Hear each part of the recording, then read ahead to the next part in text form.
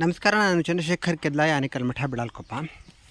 ಇವತ್ತು ಇದೊಂದು ತೆಂಗಿನ ಮರ ಯಾಕೋ ಸುಳಿ ಸ್ವಲ್ಪ ಸರಿ ಇಲ್ಲ ಅಂತ ಅನ್ನಿಸ್ತು. ಸುಳಿ ಕ್ಲೀನ್ ಮಾಡಬೇಕು ಅಂತ ಅದೇ ಮಿಷನ್ ವ್ಯವಸ್ಥೆ ಇಟ್ಕೊಂಡು ಹತ್ಕೊಂಡು ಹೋಗೋಣ ಅಂತ. ಅಂದರೆ ನಾನು ಹೆಚ್ಚಾಗಿ ತೆಂಗಿನ ಮರದ ಕಸ ತೆಗೆಯೋದೆಲ್ಲ ನಮ್ಮ ತೋಟದೊಂದು 6-8 ಮರದ್ದು ನಾನೇ ಮಾಡ್ತೀನಿ. ಅದು ಮಾಡಿ ಅಭ್ಯಾಸ ಇತ್ತಲ್ಲ, ಹಾಗೆ ಮಾಡಿ ಹತ್ಕೊಂಡು ಹೋಗಿ ತೆಂಗಿನಕಾಯಿ ಅಷ್ಟು ತೆಗೆದಿದ್ದು. ತೆಂಗಿನಕಾಯಿ ಎಲ್ಲ ತೆಗೆದು ಚೀಲಕ್ಕೆ ಕತ್ತಿ ಹಾಕ್ಕೊಂಡು ಹೋಗಿದ್ದೆ. ನೋಡ್ತೀನಿ ಕತ್ತಿ ಚೀಲದಲ್ಲೇ ಇಲ್ಲ. ಮೇಲೆ ಹತ್ತಬೇಕು, ಇನ್ನೇನು ಮಾಡೋದು, ಇನ್ನು ಇಳ್ಕೊಂಬರೋಕ್ಕಾಗುತ್ತಾ? ಹಾಗೆ ಹತ್ಕೊಂಡು ಸುಳಿವರೆಗೆ ಹೋದೆ. ಹುಳ ಎಲ್ಲ ಸುಳಿ ತಿಂದುಬಿಟ್ಟಿತ್ತು. ಆದರೂ ಹೊಸ ಸುಳಿ ಚೆನ್ನಾಗಿದೆ. ಎಲ್ಲ ಕೈಯಲ್ಲೇ ಕೆಳಗೆ ಹಾಕಿ ಕಿತ್ತು ಎಲ್ಲ ಮಾಡಿದೆ. ಒಂದು ಪೆದಂಬು ಕೆಲಸ ಆಯಿತು.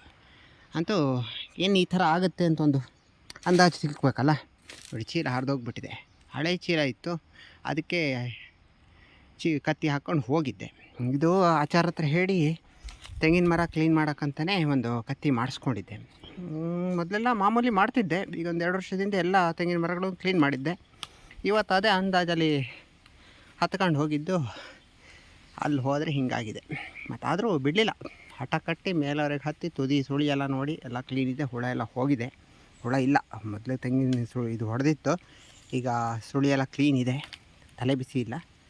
ಅದು ಕ್ಲೀನ್ ಮಾಡಿ ಬಂದೆ. ಅದೇ ಒಂದು ಪೆದಮ್ ಕೆಲಸ ಆಯಿತು. ಅದೇ ಒಂದು ಅಂದಾಜು ಇನ್ನೂ ಈ ಥರ ಆಗಬಾರ್ದು ಅಂತ ಒಂದು ಜಾಗ್ರತೆ ಇರಬೇಕು. ನಮಸ್ಕಾರ.